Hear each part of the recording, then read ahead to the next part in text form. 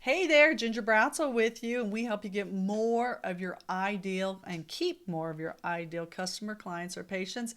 And this week we are answering your questions. I'm opening up the electronic mailbag or the social media direct messages, my DMs. We're opening up and seeing what kind of questions we're getting.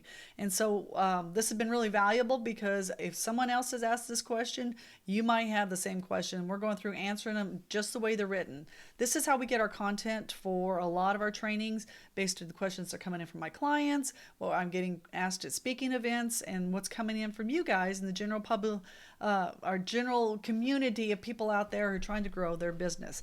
And I think this question I got is pretty common. We get it asked in several different ways, but the question essentially is, hey, Ginger, I think I need more clients.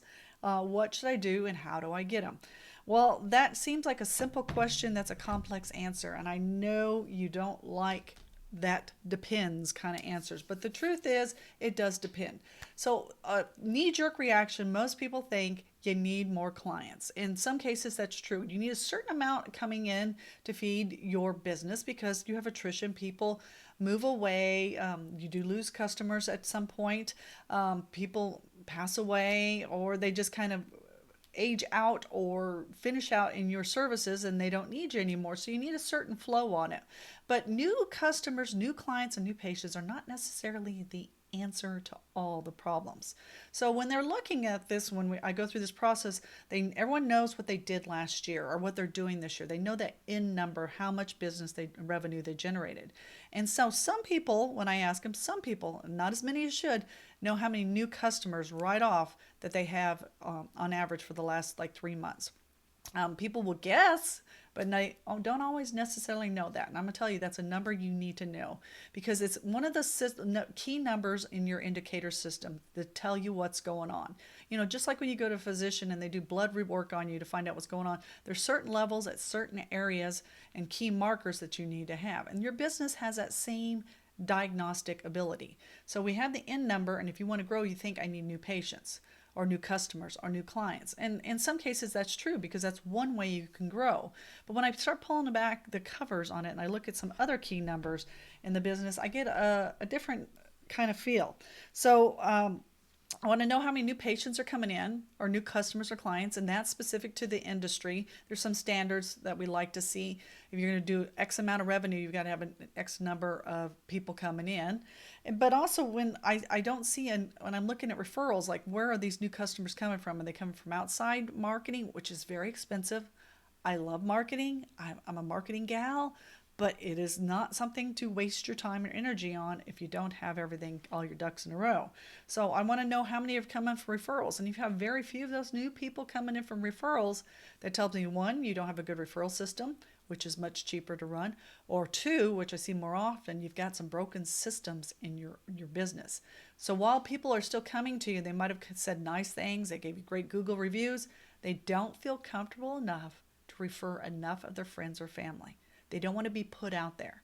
So they like you enough to this level to keep coming.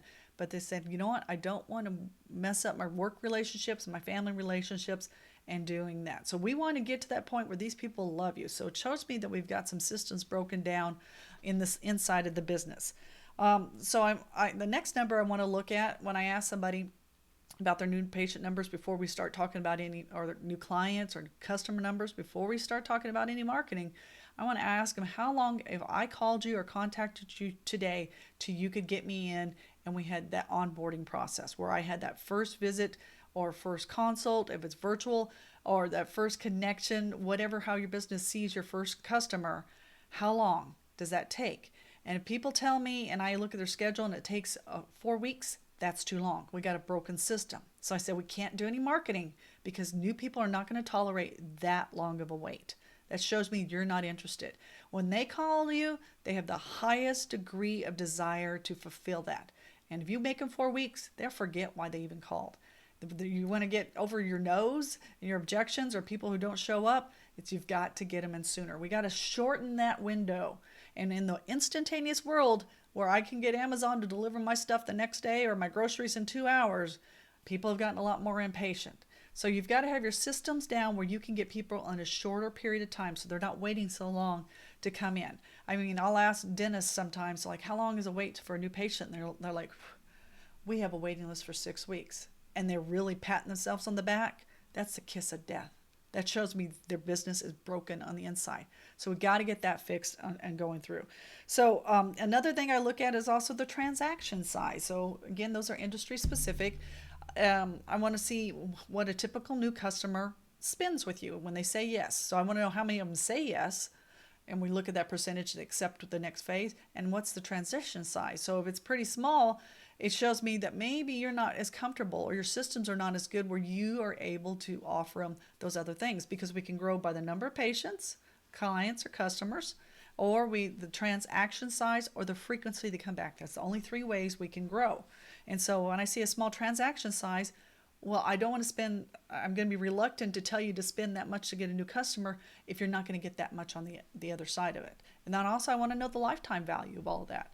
So new customers are not always the answer to the problem, and we've got to make sure that's the beginning, but a lot of times it's that middle. We need to, the gritty, and it gets real muddy in the middle.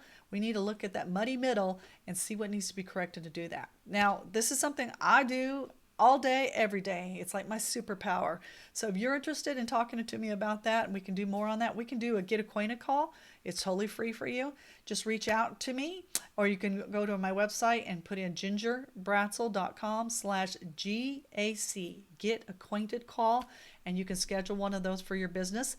And we can talk about what's hanging you up, where you want to go, and how to get through there faster and easier than you thought possible. Hey, thanks for all these questions. They've been great, and I love answering them. Take care, and I'll talk to you really soon. Bye-bye.